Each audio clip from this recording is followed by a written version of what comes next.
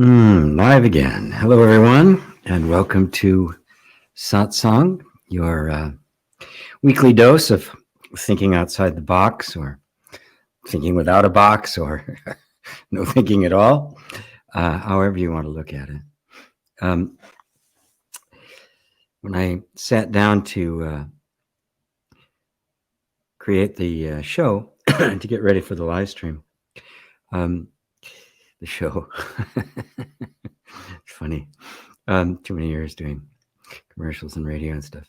The wisdom of adversity was the subject that came to mind, and I don't know why.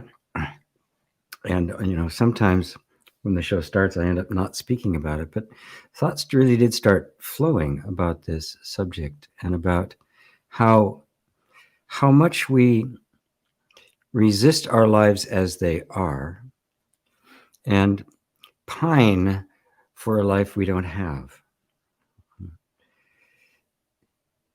Another way you might put that is, what's wrong with right now? It's very interesting to look at, because we have developed an entire culture, at least in the West, in which avoiding any kind of anything that's unpleasant or untoward or difficult seems to be the order of the day, except for those fringe things like extreme sports and people taking ice baths and the Polar Bear Club in Chicago, in the middle of winter, jumping into Lake Michigan and the like. For the most part, our whole culture and our economic system runs on avoiding unpleasant feelings. And of course, so many feelings have been labeled that way that we don't even check to see if, in fact, they actually are. Right? What makes something an unpleasant feeling? What makes something that you want to get away from it? There are some people, I've met a couple people, out and about at events and various things that I've done, who just, I'd say hello, I'd want to shake their hands. And a lot of times, it's a very loving environment. I want to give them a hug, and they back off. They don't want to be touched.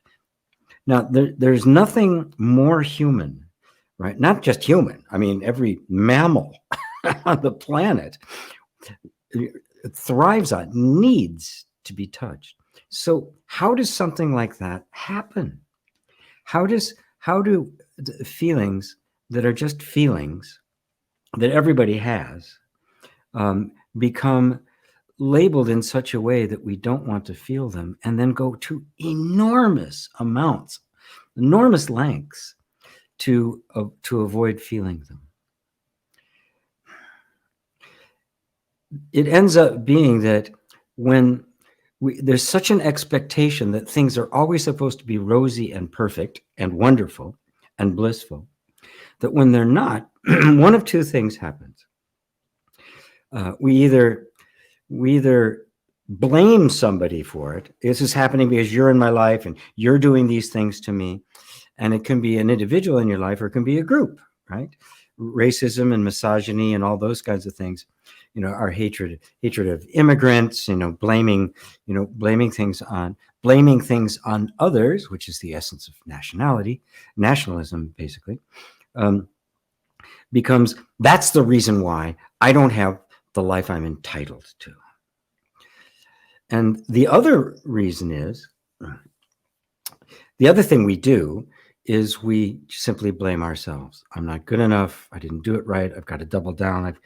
And this even infects the spiritual journey, when there's this expectation that somehow I'm going to attain this ultimate state, which they've called enlightenment or awakening.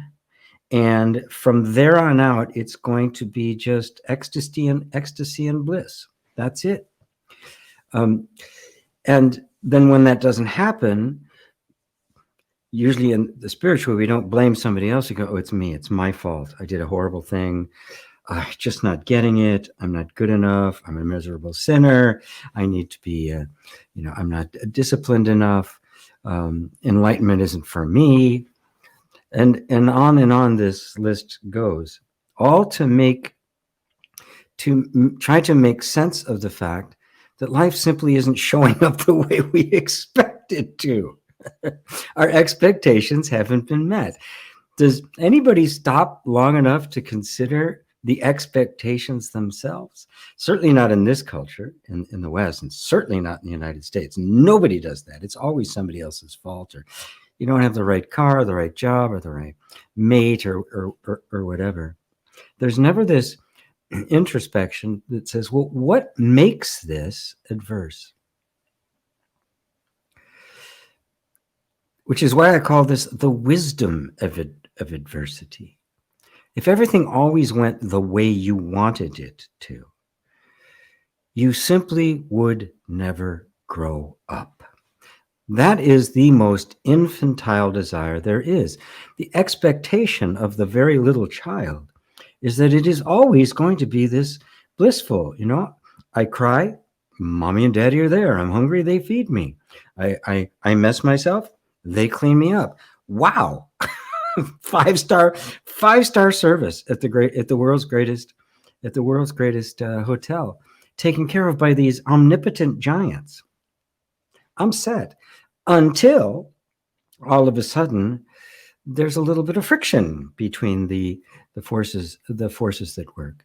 The child continues to grow up with that expectation, right, which can't possibly be met, right?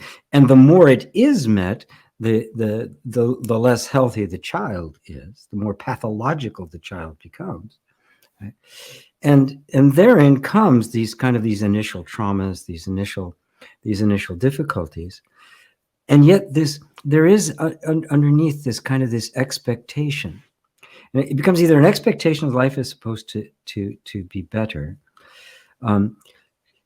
or it's simply it isn't going to get better and it's all my fault. And that's the psychological and emotional thing that happens as a result of it. The only thing that can really crack that shell, right, is adversity. Right? If we get what we want, the underlying expectation never gets challenged. The illusion of it, the delusion of it, never gets challenged. And you can see this in people who have always gotten what they wanted. You can see a level of pathological narcissism. You can see it in people in powerful positions, whether it be in business or in government. You can see it in people, in bullies, and in all sorts of characteristics. What has to happen, right, in order for some kind of genuine awakening to take place? We have to run up against a wall. We have to. Right? There is no other way. Now, just merely bumping up against the wall isn't going to do it. It can be like one of those little cars, that zip around. The moment they hit something, they just spin and then head off in another direction until they hit something else. We can be like that. Right? So there's got to be, when the adversity happens, it happens enough, something inside that begins to look more deeply first it started as, well, why is this continuing to happen? And probably in the last 30 years, we've begun to realize about conditioning and the way and the repetitive habits and how we keep doing the same thing over and over again. Then it becomes a little bit new agey, or law of attraction. It's like I keep making the same choices, so I'm going to develop a new version of me. But then all of those, as useful as they can be, still have that fundamental expectation that if I just do it right, everything's just going to go the way I want it to, right? Then everything will be wonderful.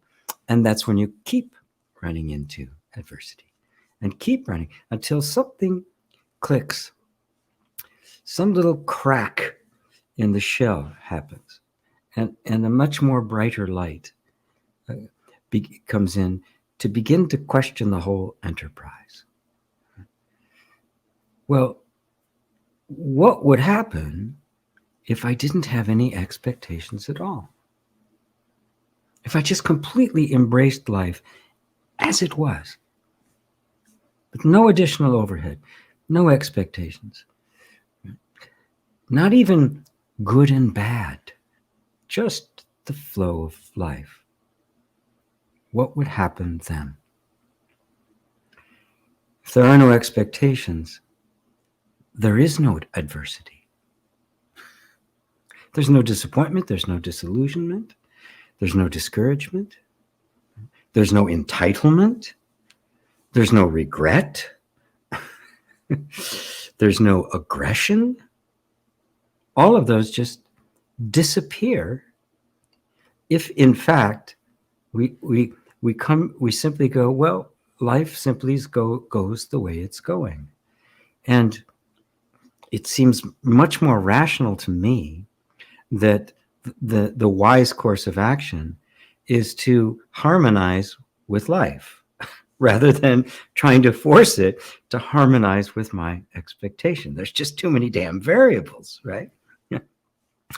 As they say in Zen, it's easier to ride a horse in the direction it's going. You know, you don't surf out to sea. You paddle out and then you surf with the wave, right? So adversity is a tap on the shoulder, not this kind of tap. Tap on the shoulder saying, yo, Jack, listen up.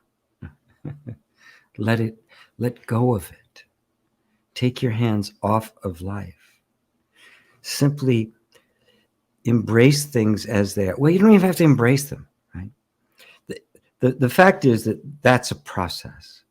Nobody can just say, oh, okay, I'm dropping my expectations. Nobody can do that, okay? If somebody says to you, oh, just let it go, you know, it's like, it's naive, it's silly, and usually it's derogatory. They're just trying to get you to shut up because they don't want to hear it. It takes effort, introspection, and persistence to uproot all the habits, the programmed responses, the conditioning that has all organized it around this expectation of the way life is supposed to be. And just because you get an insight that, well, if I don't have that expectation, life, well, right, then what's wrong with right now? Absolutely nothing. Adversity isn't even adversity anymore, right? There are no obstacles. There are no problems.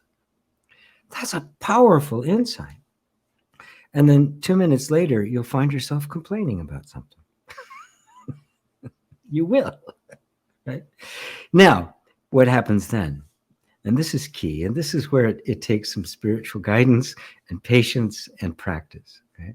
Because what will happen then is the same thing that happened all the time. All of a sudden now, letting go of expectations becomes the expectation. And now you'll beat yourself up for not being able to let it go.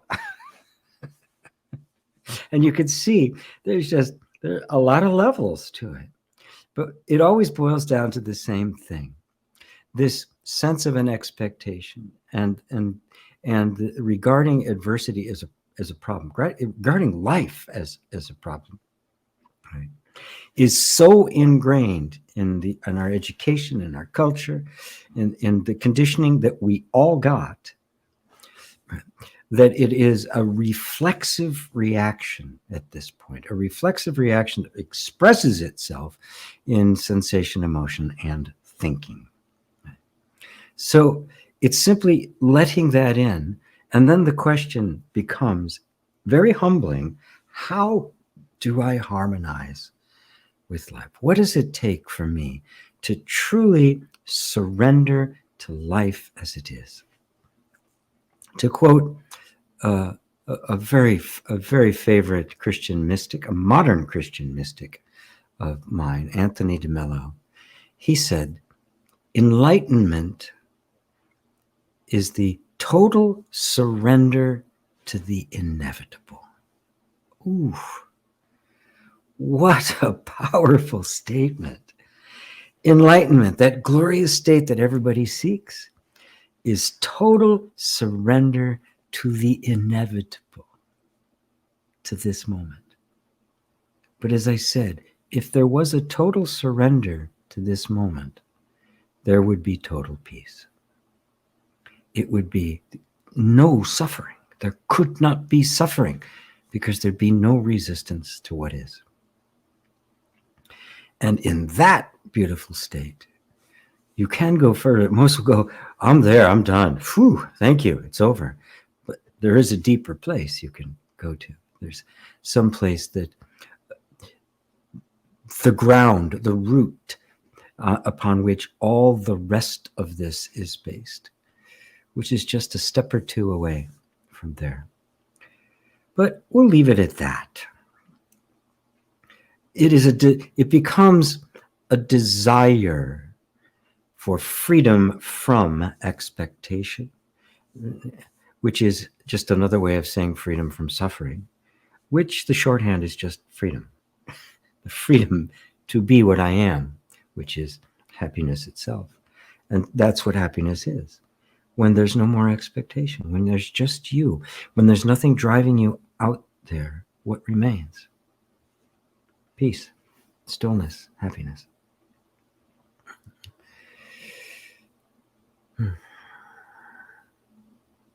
All right.